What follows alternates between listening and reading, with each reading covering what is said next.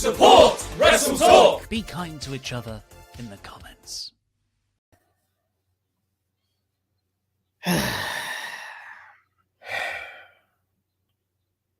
Here we are, I talking about this company again.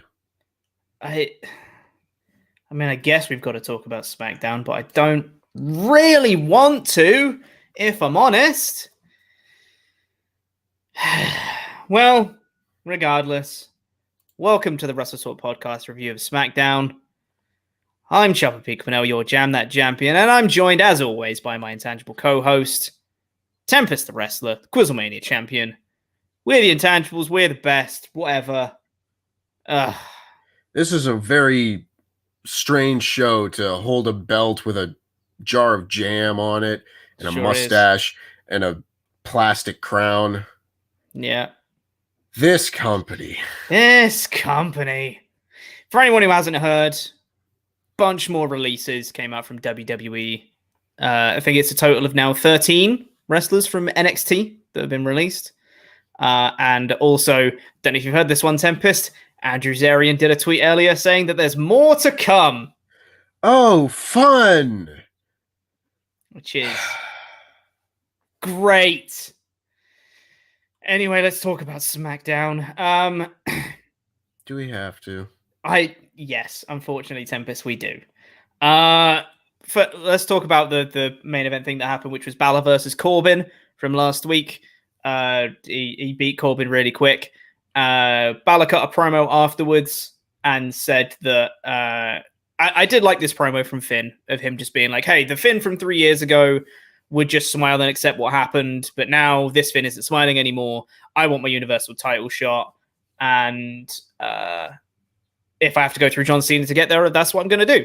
Out came Roman Reigns. Roman Reigns cut a promo that didn't make any sense because he was saying, hey, Finn, you need to keep my name out of your mouth. And it's like, I thought that's what you wanted, was to challenge Finn, because what you didn't want was to fight John Cena. And Finn is saying, I want to fight you, and I want to make sure that John Cena doesn't fight you, so you're both on the same page with the same goals, but now you don't want Finn to fight. Like, they're just manufacturing some kind of heat between them for some reason. And then Finn eventually gets beat up by the three of them 3-on-1. I like that he's not going to just be smiling Finn Balor. Yes, that I did like. That's important, because it very much seemed like all the last 2 years in NXT didn't happen. He's back on the main roster. He's going to face Sami Zayn. He's going to face Baron Corbin, and he's just going to go back to being how he was. That didn't get over, but didn't get over with Vince. Like, wasn't going to be a guy who got pushed by Vince. And I'm glad that that's changed. That being said, I just want some of this stuff to make a little bit more sense. Yeah, I agree. Also, John Cena didn't make the save. Didn't save Finn Balor. Which, you know, if he's not at the show, fine. He probably was. I haven't checked this. Chances are he probably did a house show match. You know, the post-show match. Haven't checked that, so don't quote me on it. If he was in the building, and more importantly, in kayfabe, he's there, because everyone's there every week, unless specifically stated otherwise, because that's the way WWE works.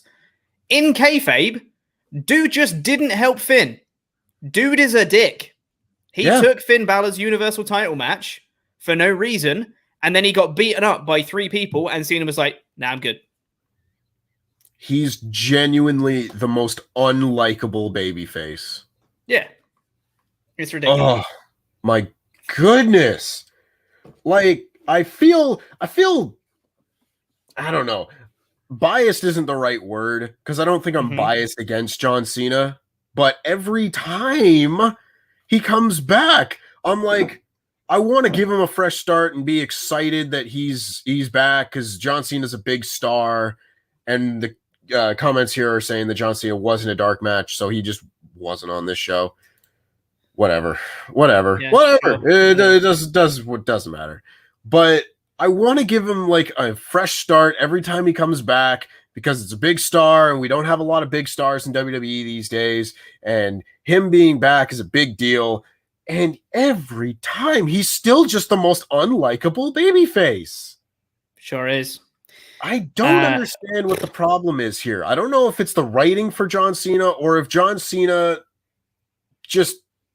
I feel like he's one of the guys that gets a lot of leeway to say and do what he wants in his promos and everything. I don't know if he just doesn't understand what a good babyface is, which is impossible for me to believe as someone who granted like 650 Make-A-Wishes. Clearly, he knows how to be a hero. Yeah. He's in a friggin' superhero movie. Anyway. Which means potentially, to me anyway, it looked like they were potentially teasing a triple threat at SummerSlam because it seems to me like they're building like a three-way tension between the three of them, even if it is very manufactured. I don't think I'd want to see it, but also if it does happen, that does make me worried that Roman is losing because Finn would be included to take the pin and Cena would win. I don't like that. I hate that at all. Yeah, no, I'd really hate that if that does happen. It would genuinely throw me through a loop. If Finn does get added, I don't know who I'd predict. I genuinely don't know who I'd pick at that point. Which is why I really, really don't want Finn to be involved in this match. If Finn's not winning, he should not be in this match. Because he's gonna eat the pin if he's not. Man, don't like that at all. Nope. Don't like that at all. God. Hard pass. Yeah. Like, I'm sure that the match would be good. Probably. They're talented people, for sure. But I just want to see a good singles match between the two top stars. And that's John Cena and Roman Reigns.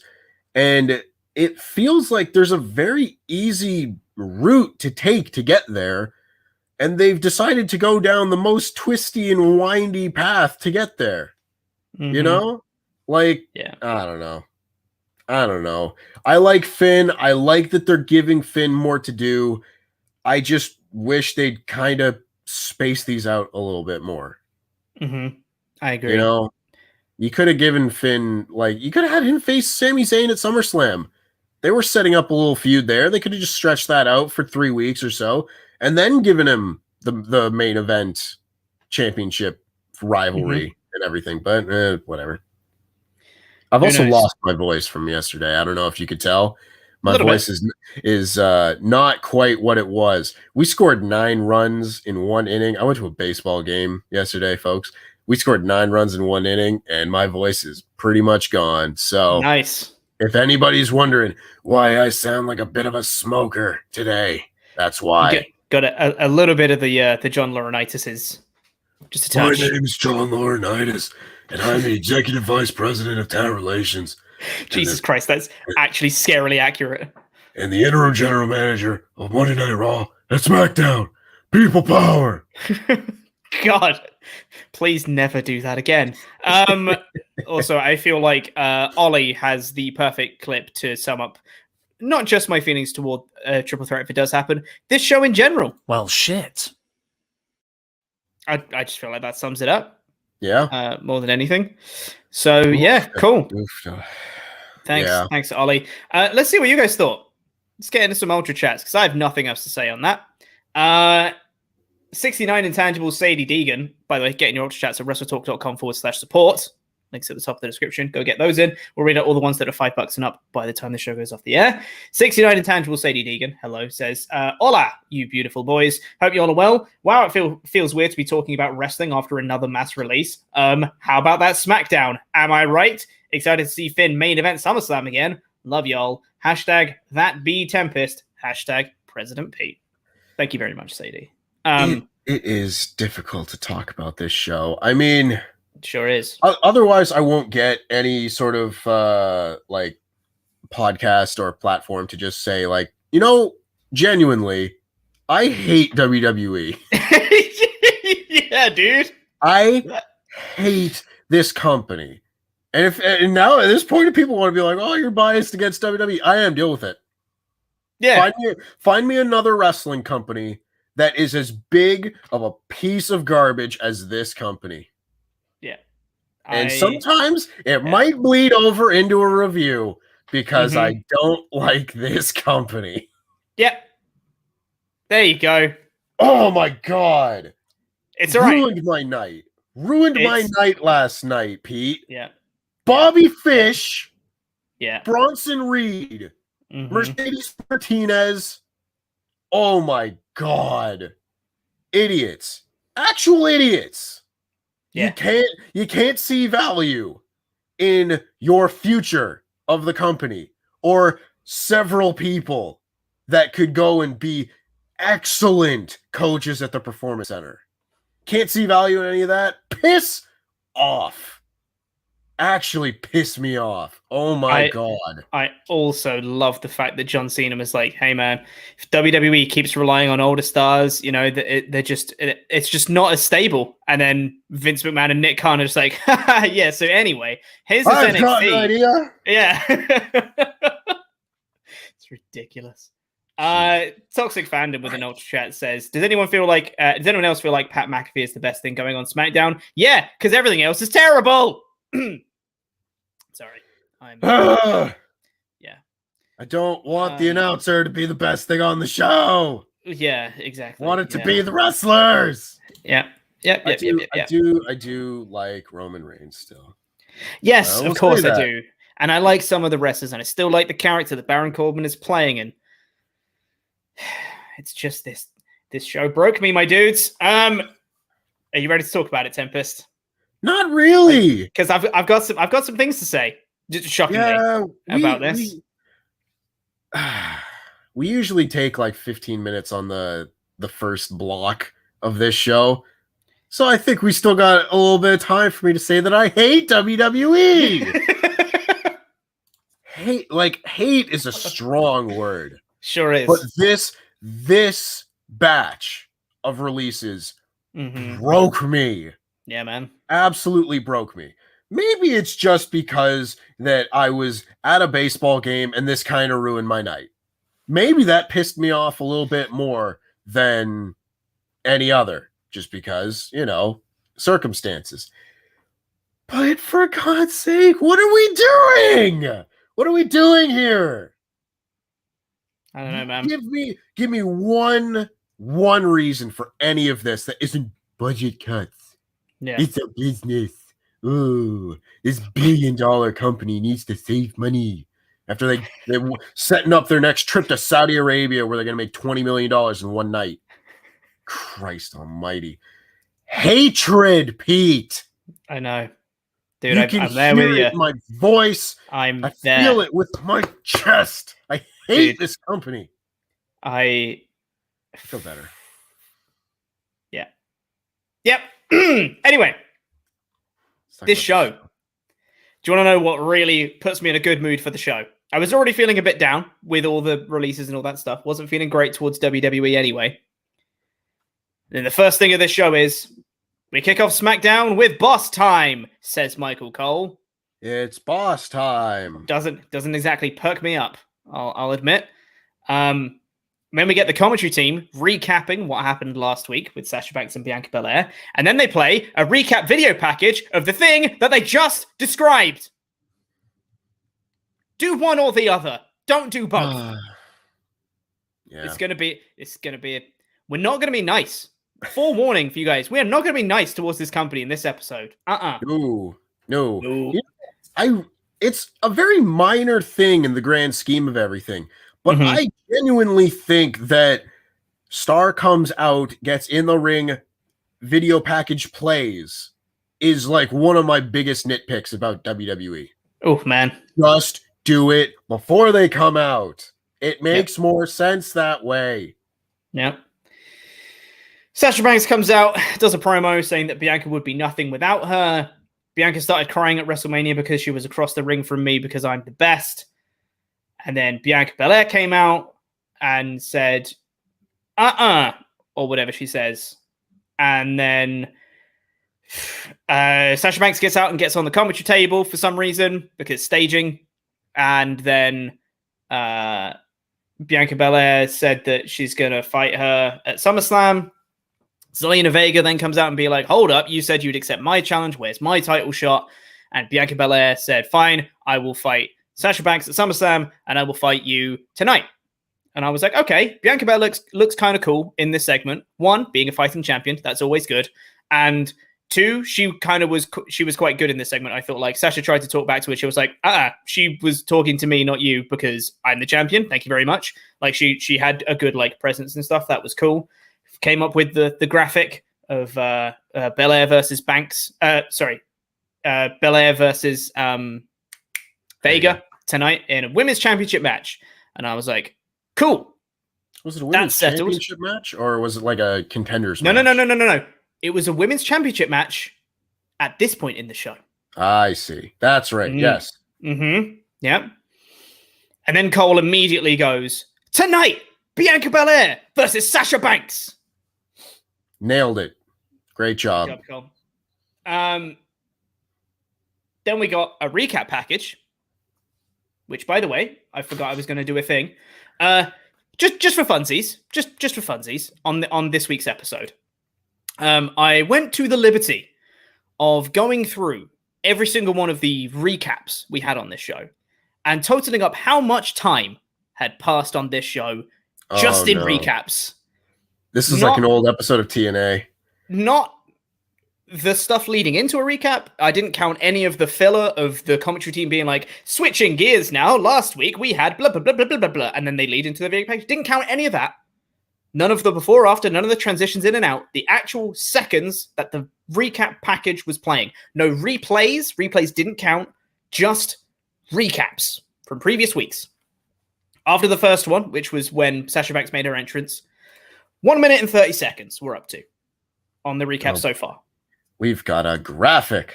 I made him earlier.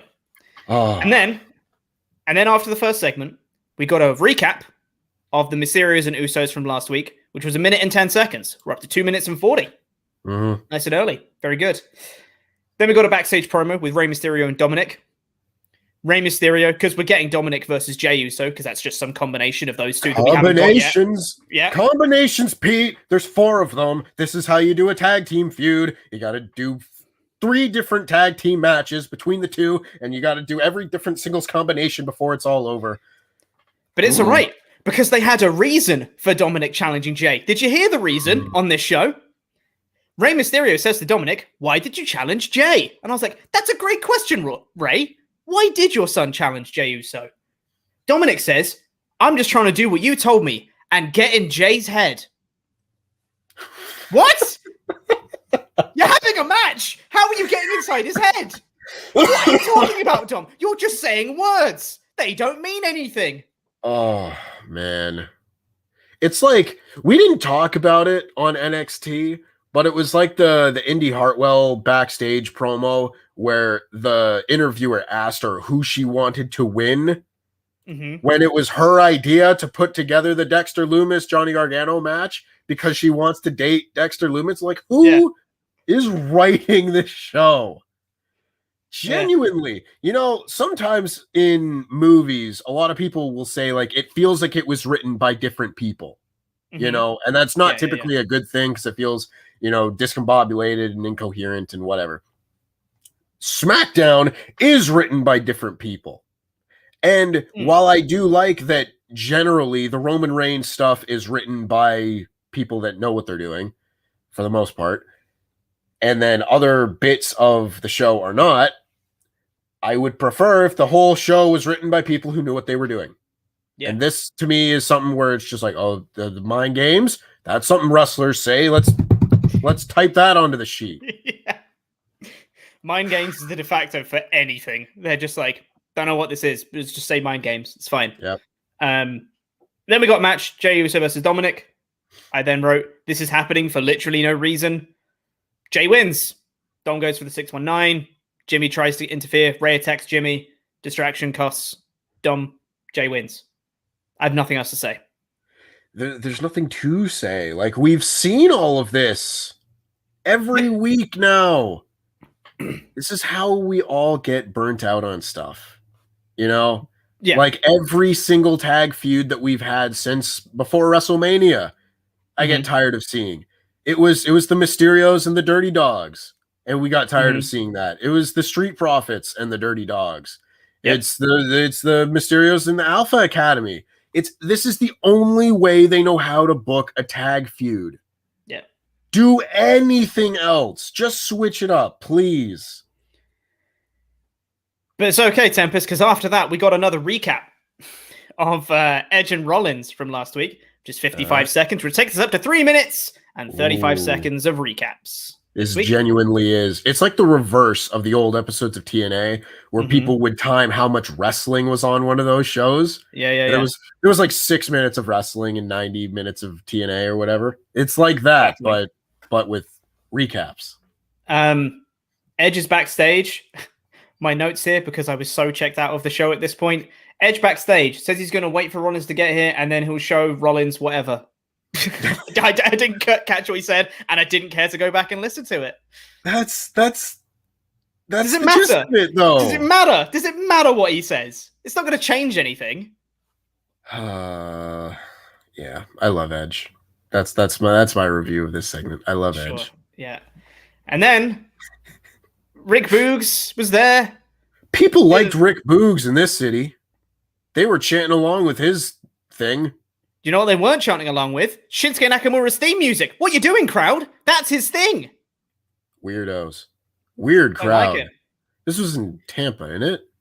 Yeah, it was back at the Amway Center, I think. So yeah, it was back in Tampa, I think. Well, the Amway Center's in Orlando. Oh, is it? But, yeah. I might have misheard it. I think it's in Tampa. So they cheer for Tom Brady, so they can't be trusted.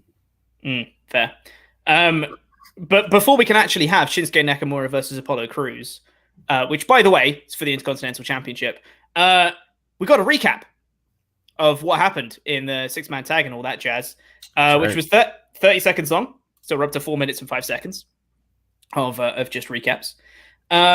This match, which, by the way, I want you to bear in mind that this title match had no promotion. It's not overtly a terrible thing. It's not overtly a terrible thing, right? Just to throw it out there, just bear it in mind that this title match had no promotion. Cool. Mm-hmm. This match lasted about a minute, went absolutely nowhere. No one was into it, and Commander Aziz called as a DQ. And then Rick Boogs plays his guitar afterwards, and Shinsuke stood tall? ? No, nothing happened. Nothing changed. This was a waste of time. It's so lame. Sure is. Can we just not? Can we not book the championship match to end in a DQ after like a minute? Please.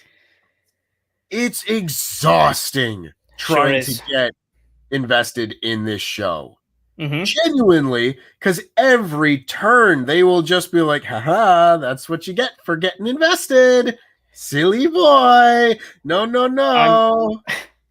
I'm pretty sure that WWE want you to see Aziz causing a DQ, and then they're just like, did you guys just see that?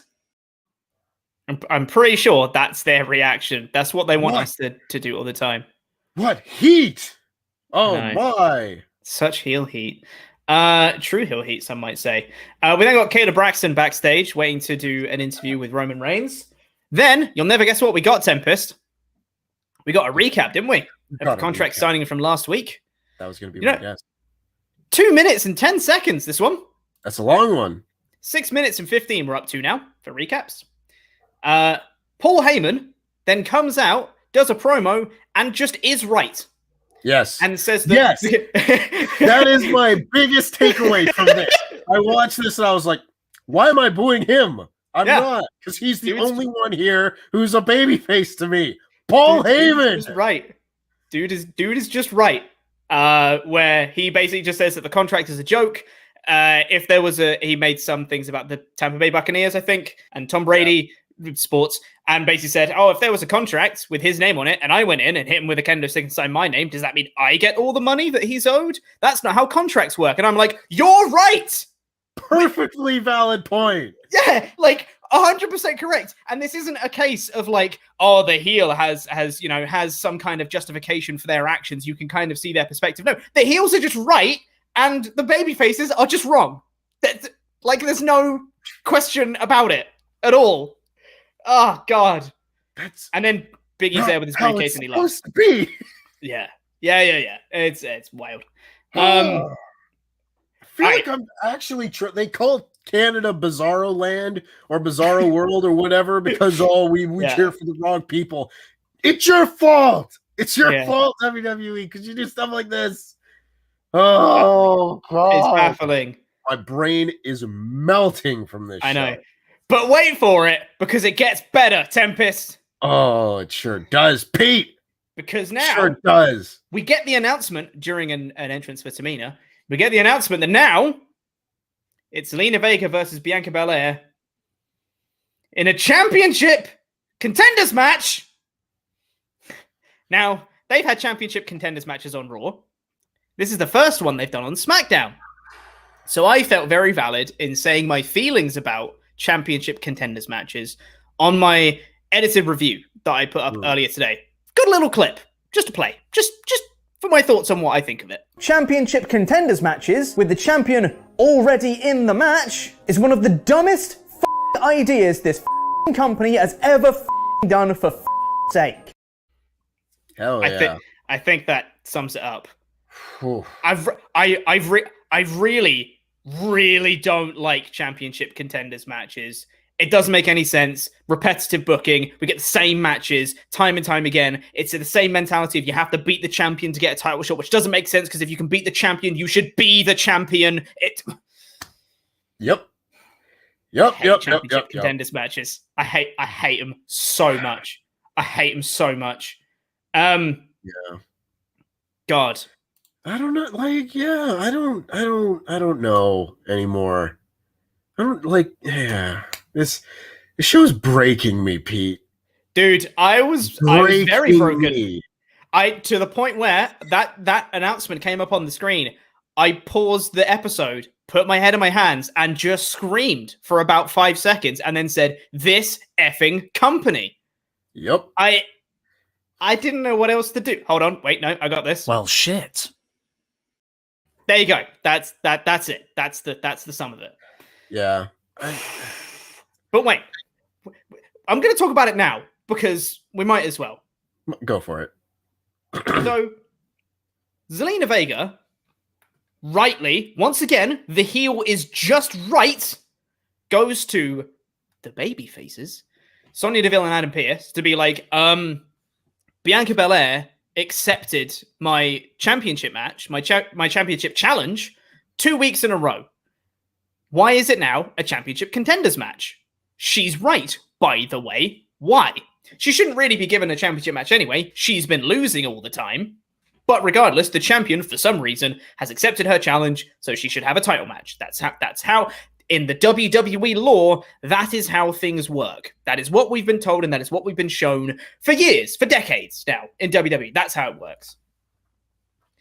They have the gall to say they can't do this championship match because they can't do championship matches on TV without promotion.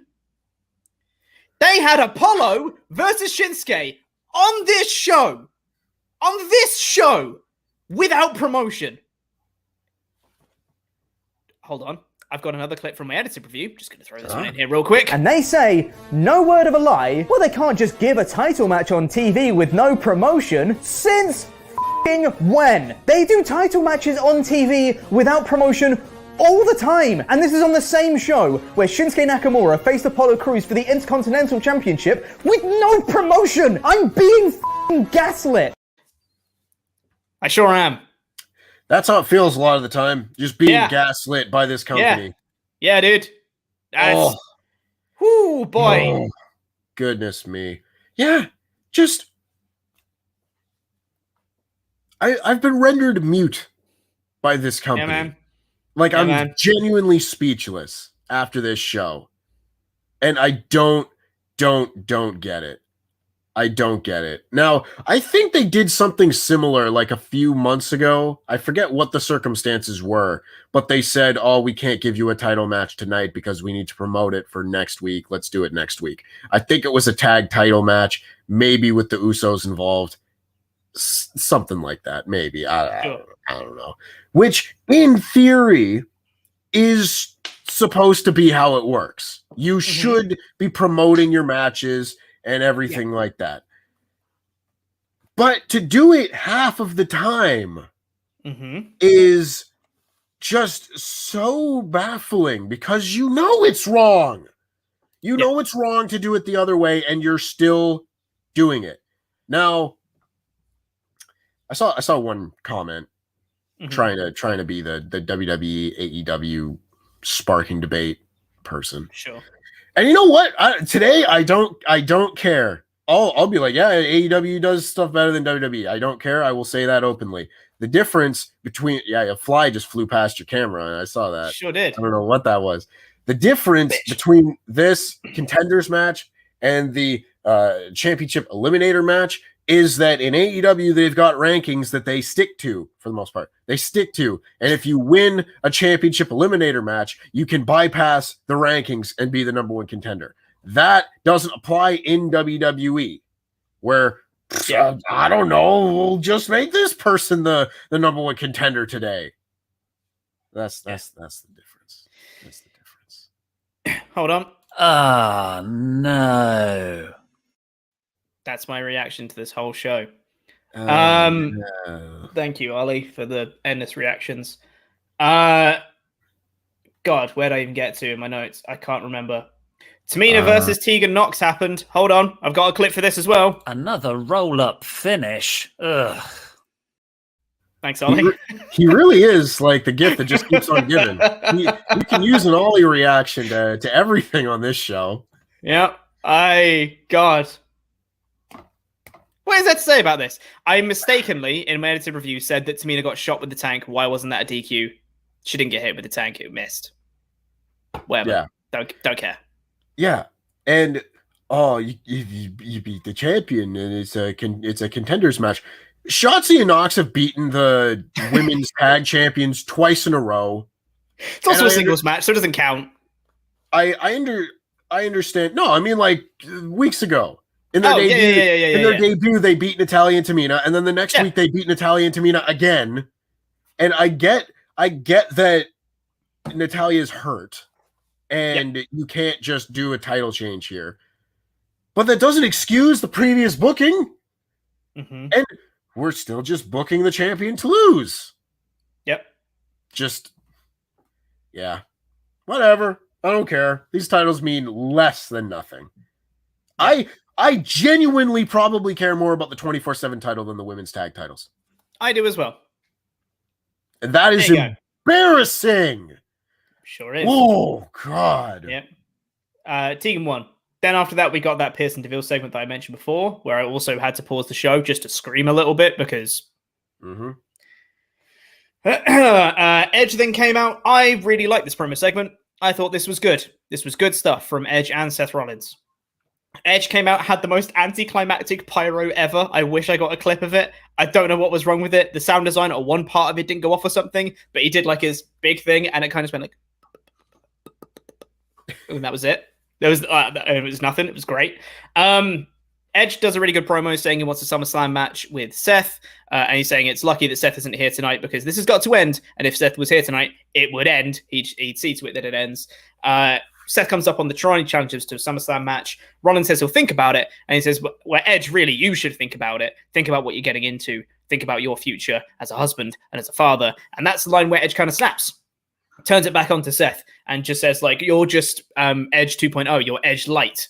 You're everything that I want to be, etc. And Rollins then gets angry in return and accepts Edge's SummerSlam match.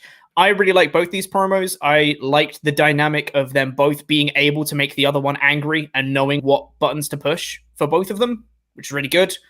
And genuinely, this is probably the match I'm most looking forward to at SummerSlam right now. I think this probably has the best build out of any feud going into SummerSlam currently. Mm-hmm. Yeah.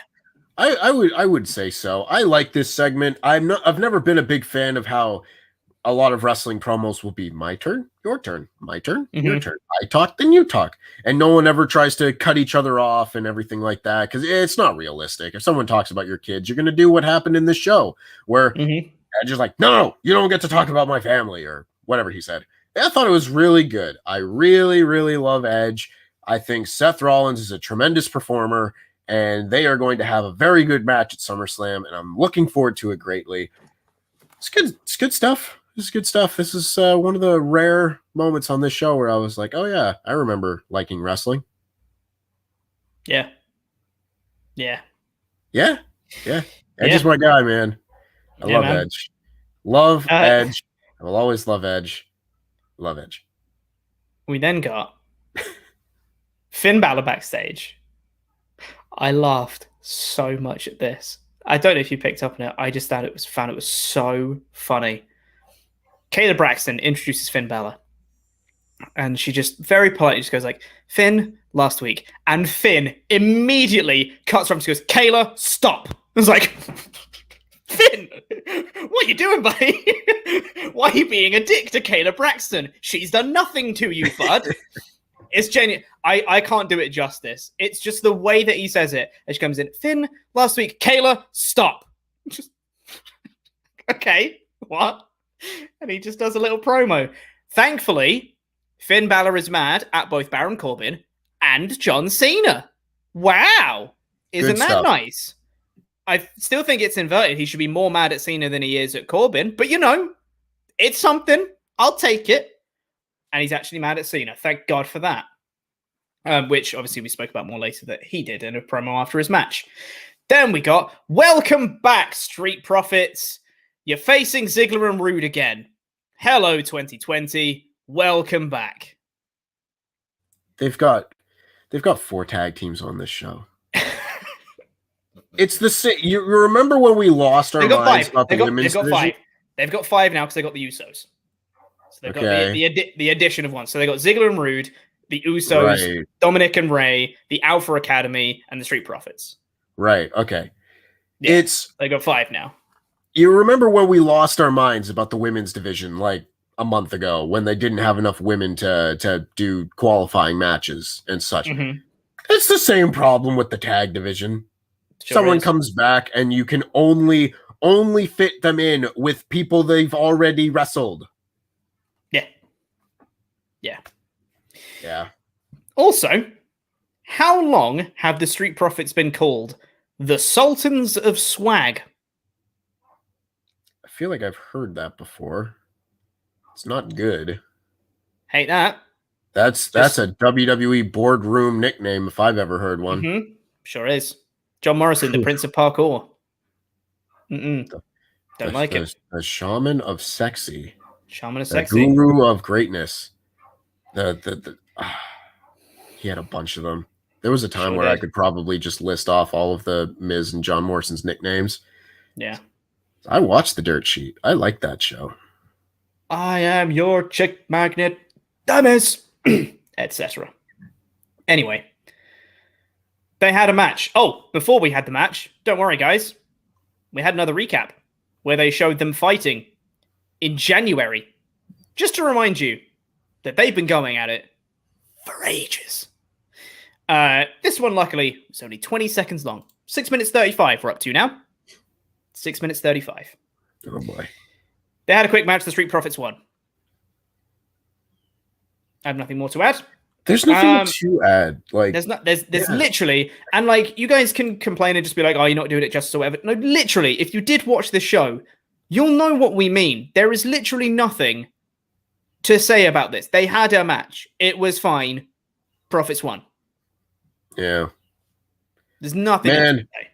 I really, really miss those 2 weeks where we were excited for fans to come back because WWE was going to pull out all the stops and have great shows every week. And what did we say? And what did we say? As soon as fans came back, we were like, it's great that the fans are back. That shine's going to go in like 2 weeks. 2-3 weeks. That shine's going to go, and there's still going to be bad shows. Yep. Wouldn't you know it? The shine has gone from the fans, and there's still bad shows. Yep. Crazy. There's nothing to get invested in on the undercard of this show. And even still, the main event scene is like written in circles. Yeah.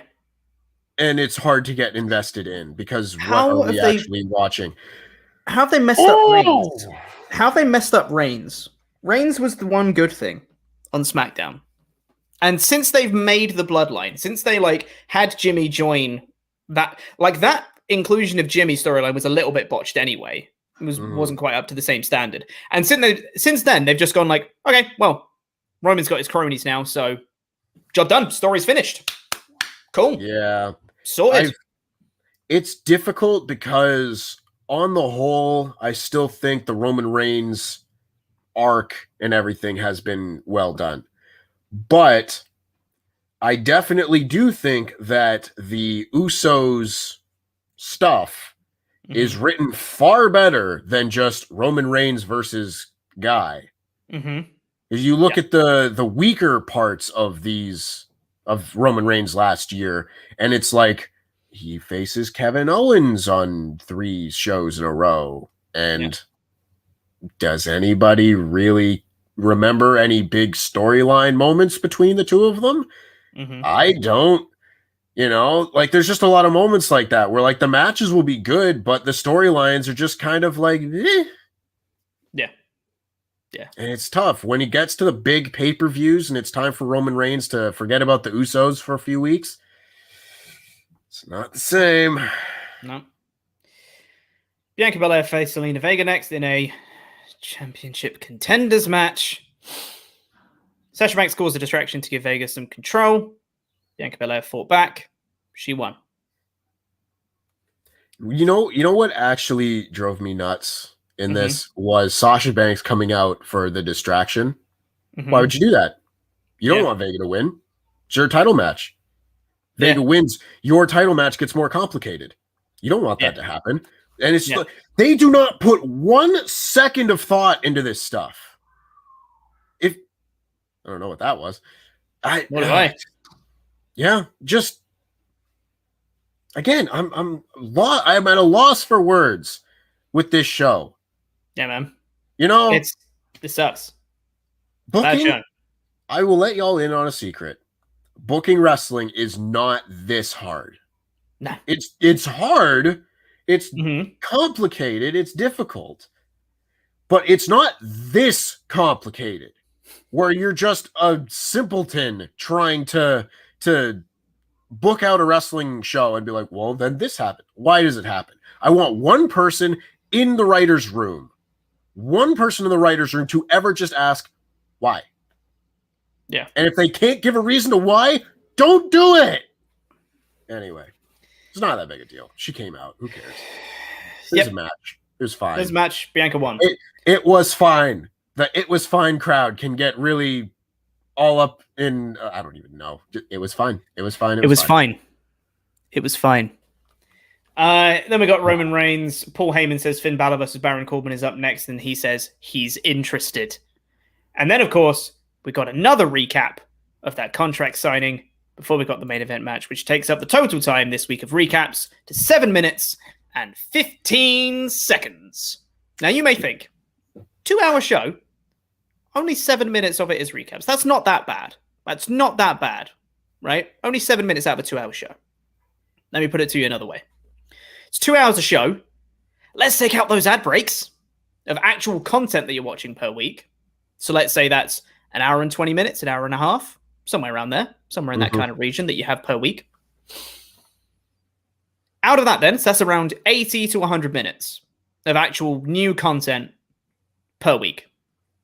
You've got 7 minutes out of that is stuff you've already seen. And again, this doesn't include transitions into and out of these recap things. Doesn't include any sort of filler around it or anything at all. Just literally the time that the video clips are playing, 7 minutes and 15 seconds, is stuff you've already seen. May not sound that bad on paper. Let's put it in the context of another TV show. Let's say you're watching a Netflix TV series, right? Netflix series. You got an hour-long episode for each episode, and at the start, they have a little previously on this show, and they give you a little recap of what happened previously on the show. How long do those things last? Like 30 seconds, a minute, tops? Usually, yeah. Like a minute? And that's for an hour-long episode with no ad breaks. So 60 minutes of content, maybe a 60th, if we're pushing it, is stuff you've already seen. Last week, that had more recaps, because this was a fairly average episode. I didn't just go through this week's episode to see how how much was recaps. I went through last week's episode. Last week's episode was 9 minutes. 9 minutes of stuff you've already seen. That is, if it was an 80-minute show, that is over 10% of what you watch every week is stuff you've already seen. That is baffling. That is bonkers. This company is ridiculous. I can't with this bloody show. You know how we talked a few weeks, maybe last week, 2 weeks ago, maybe, about nitpicks and everything, and how too many nitpicks will destroy a show? This is another example where people might see, like, we've already got one right there saying like, oh, it's not a big deal, pushing a false narrative, whatever. Mm-hmm. No, it's too much. Just right. No, find me another show that does this. And again, I just want to clarify as well. WWE is not a sport. It's a TV show. It is a TV show. Yeah. Compare it to other TV shows. That's the presentation of WWE. It's a TV show. This is not the same on any other. Can you imagine if you had a recap at the start of an episode that took 10 minutes out of an hour episode, out of an hour and a half episode? No, I cannot imagine it, because no one would ever do that. Because this is a bad show written by people that can't write TV. Jeez. God. Oh, awful. Lord. Awful. All right. So in my edited review, I didn't know what score to give this show because I didn't really care. Because I basically made the argument that nothing happened on this show. It was boring, but it was relatively, like, inoffensive, mostly. Like, there was a lot of stuff to nitpick. There was a lot of stuff that I didn't agree with, but there was nothing that was, like, actively damaging. A lot of the stuff was like, hey, this thing happened. Okay, cool. Let's move on. So I was like, by default, I guess it's a 3 out of 5, but, like, I want to give it lower because it was bad and I was bored. So, like, 2? I don't know, and I don't know if I care enough to actually give a score. This is a 1 out of 5 show. I don't care. Sure. Why not? Not for the show, but for the company. Because what you decide to do, this is a 1 out of 5 for me. Yeah, that makes a lot of sense. Piss off, I hate you. Yeah. That's how I feel. Yeah. The poll said 3 out of 5. Slightly, and then the next was 2 out of 5 and 1 out of 5. So it's very on the downward scale, it looks like. So yeah, some people know what they're talking about at least. There you go. God, did not enjoy watching this show at all. Anyway, before we get out of here, we need to say thank you to some very special people. There's a $25 and above positivity. Yeah, because we need to talk about our $25 and above Pledgehammers on Patreon. Did you know there's never been a better time to become a Pledgehammer? Genuinely, never been a better time. Because we've got loads of cool stuff coming up. We've got WrestleTalk Extra is coming next week. We've got other stuff. There's going to be other secret things that we're going to be talking about. We've got a Fan Quizlemania coming up later this month. We've got Wrestle League, which is going to be starting of a new season when it hits SummerSlam. We're going to be coming back into the office. Sorry, Tempest. Most of us are going to be going back into the office and doing stuff in person again, which is pretty wild. So there's lots of really cool stuff happening soon. And we want to thank the people that help support us. And these ones are our $25 and above Pledgehammers on Patreon, who get their own custom wrestling nickname, and it gets read out on a show, much like this one. So, thank you to The Cleaner, Kenny Shaw. Woo! Woo. Thank you. Rob Steiner Recliner. Yeah. Thank you. Black and Decker Dane. Yeah. The Knight Rider, Kit. Yes. Thank you. Hannah Allen Key. Yes. Yeah. Thank you. Vito Ventura, Pet Detective. Yeah. Yes. Thank you. Kenny, everybody's got a price. Bryson. Yes. Thank you. Dave the D-Train Carpenter. Yes. Thank you. Michael Jensen Radio. Woo. Thank you. That's some good karma, good dharma. Yeah. Yes. Thank you. Angelo Mercado. Yes. Thank you. And have a glass of sherry, comma, Martel J. Simmons. Yeah. Thank you very much. Thank you, everybody. Let's get into the rest of your Ultra Chats here and see what you guys think. Last chance to get those in. WrestleTalk.com/support. Get those in. By the way, if you want to become a Pledgehammer yourself, Patreon.com/WrestleTalk. That's the place to go.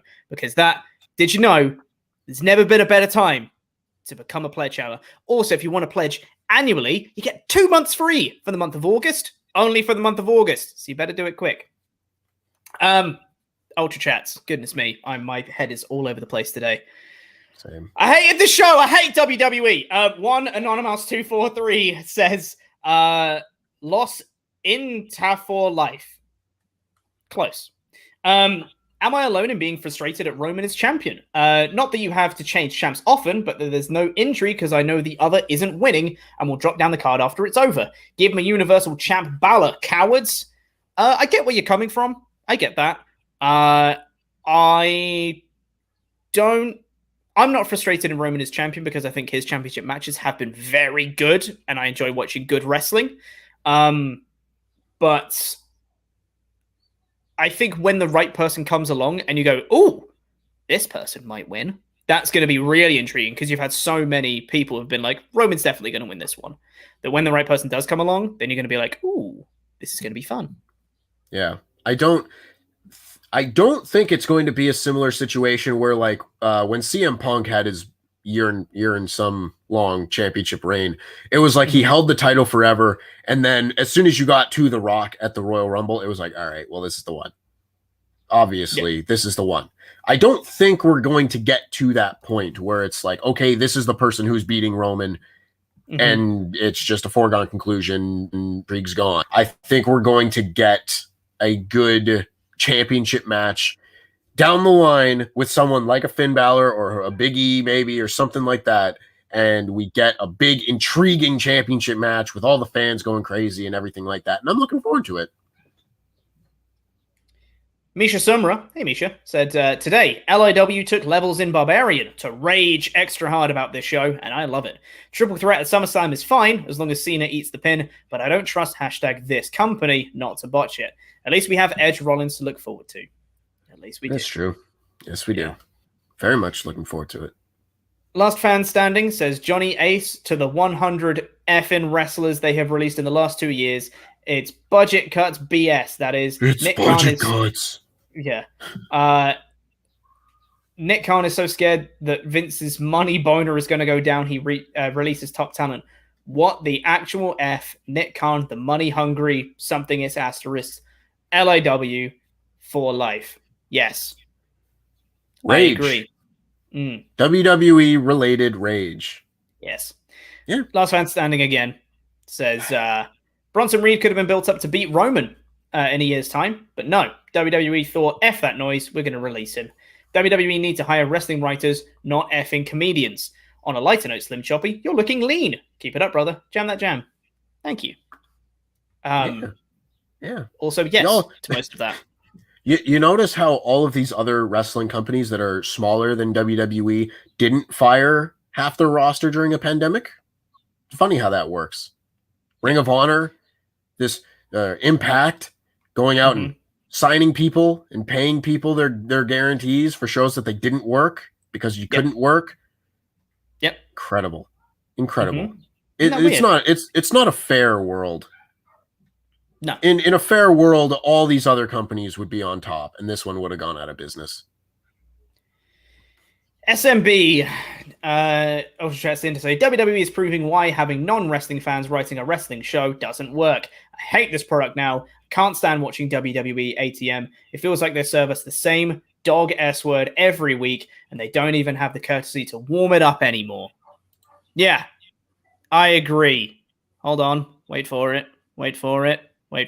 Well, shit. Yeah. This show is butt ass. It sure is. Also, there's a lot of people I've been getting a few messages on Patreon. I've seen people say it in the chat, getting it in Ultrachats, things like that. And people being like, hey, no offense to you guys, but I literally cannot watch anything WWE related anymore. So I cannot stop. I have to stop watching your WWE reviews, and I'm only going to watch your AEW ones because I literally cannot keep up with WWE anymore because it sucks so much. Yeah, I'm with you. If this wasn't my job, I would have stopped watching WWE years ago, let alone right now. And right now would have felt very vindicated about that choice. There's a reason I haven't watched Raw regularly in like 5 years. Yeah. And even for that was because I was doing a podcast. To watch it for fun, to elect to watch WWE programming just because I want to, and it's been since I was in high school. Genuinely, I have not watched Raw regularly, SmackDown regularly since then, and I wouldn't be doing it now if not for this job. And I enjoy this job. I appreciate this job. Not saying that I don't enjoy doing all this, but I'm not supporting this company if I don't have to. Absolutely. I'm with you. Let's end it with something positive, all right? Yes. That's all the time. That's all the Ultra Chats. If you guys missed it on the magazine podcast yesterday, Luke lost a bet with Denise Salcedo. He sure did. Because England didn't win the Euros, he then had to sing a song of Denise's choice on the podcast episode, on the Friday magazine podcast episode. And she elected for Taylor Swift's Shake It Off. Luke did something a little bit extra. I'm going to play it in full because I can. And that's how we're going to end off today. I'm just going to do this and then we're going to go. Sorry for being downers about everything, but also really not sorry at the same time because F WWE, I hate this company, really didn't like this show. They need to be better. Here's the Luke's really funny music video. Hope you enjoy.